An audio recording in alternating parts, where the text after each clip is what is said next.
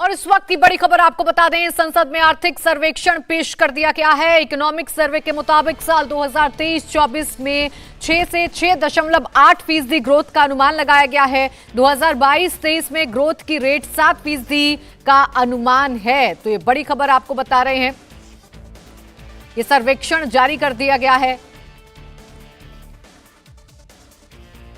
I rise to lay on the table a copy each of the following papers, Hindi and English version: Economic Survey 2022-23, Economic Survey 2022-23 Highlights, and Economic Survey 22-23 Statistical Appendix.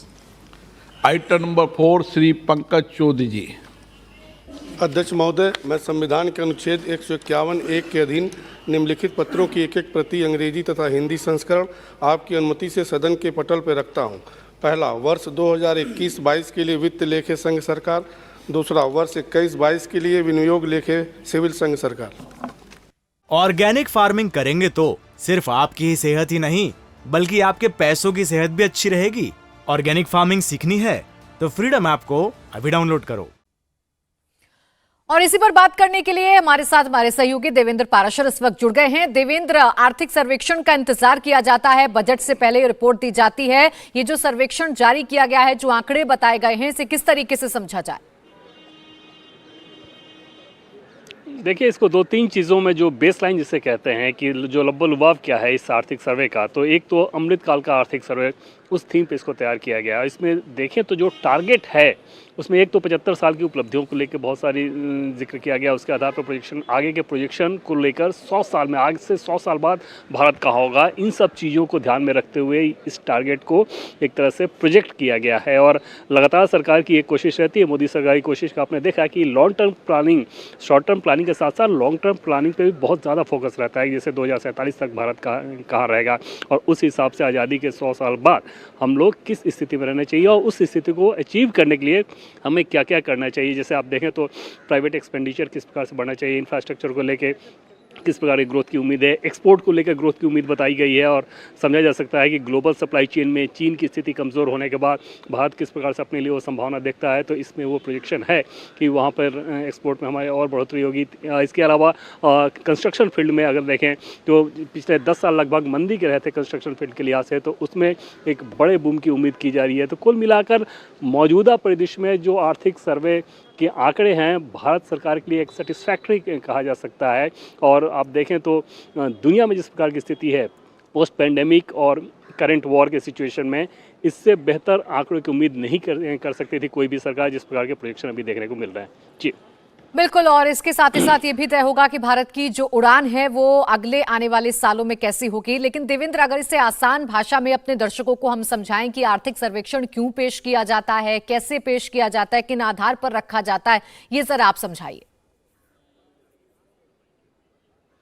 और इसको बहुत basic तरीके से समझें तो ये रहता है कि देश की जो मौजूदा आर्थिक स्थिति है वो कैसी है और आगे का जो अनुमान है वो किस प्रकार का रहने वाला है। और उस लिहाज से आर्थिक सर्वे के जो आंकड़े हैं वो पूरा इकोनॉमिक कंडीशन का जो हेल्थ चेकअप जिसे कह सकते हैं कि हेल्थ पैरामीटर, वो बता देता है कि आगे प्रोजेक्शन किस प्रकार का है और मौजूदा स्थिति किस प्रकार का है। जैसा कि पहले हमने बात की कि जैसे इस प्रोजेक्शन के हिसाब से आगे के इंफ्रास्ट्रक्चर के क्षेत्र में बहुत अच्छी स्थिति देखने को मिल सकती है, एक्सपोर्ट के क्षेत्र में बहुत अच्छी स्थिति देखने को मिल सकती है। और जो पिछले साल के मौजूदा आंकड़े हैं और आगे की जो संभावना है उसके आधार पर यह सर्वे तैयार किया जाता है। और बजट से पहले ये सर्वे ये बताता है कि क्योंकि आर्थिक स्थिति ऐसी है या इस प्रकार का प्रोजेक्शन है, तो स्वाभाविक सी बात होती है कि फिर उसी प्रोजेक्शन को ध्यान में रखते हुए बजट भी बनाया जाएगा। और उससे एक सेंस मिल जाता है कि कल जब बजट जो आएगा और एक दिन पहले अगर आर्थिक सर्वे की रिपोर्ट आ गई और कल जब बजट आएगा तो वो बजट किस दिशा में होगा। जी बिल्कुल देवेंद्र, आप बने रहिए हमारे साथ। इस वक्त एक और बड़ी खबर बता दें, राष्ट्रपति के अभिभाषण पर कांग्रेस ने पलटवार किया है। कांग्रेस सांसद अधीर रंजन चौधरी ने कहा कि अभिभाषण में बेरोजगारी की बात नहीं है, ये सरकार बोलती बहुत है करती कुछ नहीं है, सरकार के खिलाफ हर तरफ मुद्दे ही मुद्दे हैं। कांग्रेस की तरफ से पलटवार किया गया है। सरकार के खिलाफ बहुत सारे मुद्दा है, मुद्दा की अंबर है ये सरकार के खिलाफ। एक के बाद एक मुद्दा हमारी तरफ से सदन के अंदर उठाया जाएगी, इसका जिक्र करते हम रहेंगे।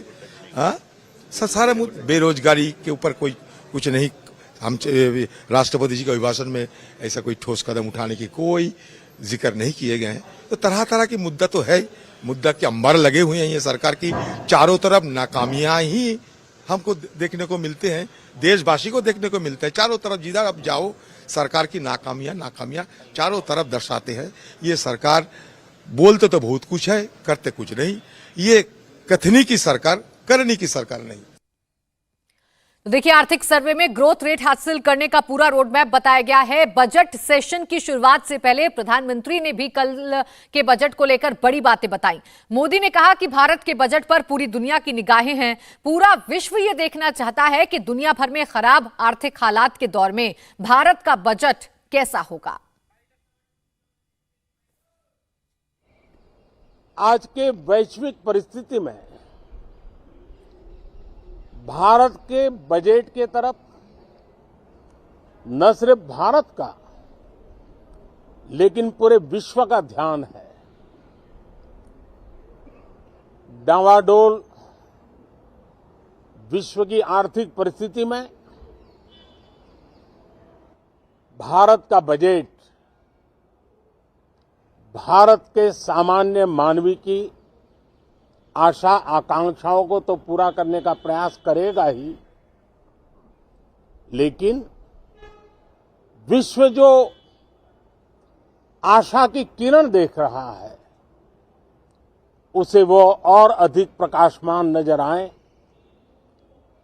मुझे पूरा भरोसा है निर्मला जी इन अपेक्षाओं को पूर्ण करने के लिए भरपूर प्रयास करेगी। भारतीय जनता पार्टी के नेतृत्व में एनडीए सरकार, उसका एक ही मकसद रहा है, एक ही मोटो रहा है, एक ही लक्ष्य रहा है और हमारी कार्य संस्कृति के केंद्र बिंदु में भी एक ही विचार रहा है। ऑर्गेनिक फार्मिंग करेंगे तो सिर्फ आपकी ही सेहत ही नहीं बल्कि आपके पैसों की सेहत भी अच्छी रहेगी। ऑर्गेनिक फार्मिंग सीखनी है तो फ्रीडम ऐप को अभी डाउनलोड करो। India first, citizen first. सबसे पहले देश, सबसे पहले देशवासी। ये बजट सत्र में भी तकरार भी रहेगी लेकिन तकरीर भी तो होनी चाहिए। और मुझे विश्वास है कि हमारे विपक्ष के सभी साथी बड़ी तैयारी के साथ बहुत बारीकी से अध्ययन करके सदन में अपनी बात रखेंगे। सदन देश के नीति निर्धारण में बहुत ही अच्छी तरह से चर्चा करके अमृत निकालेगा। इंडिया टीवी हर वक्त हर जगह डाउनलोड करने के लिए सर्च करें India TV news Google play store या ऐप स्टोर पर।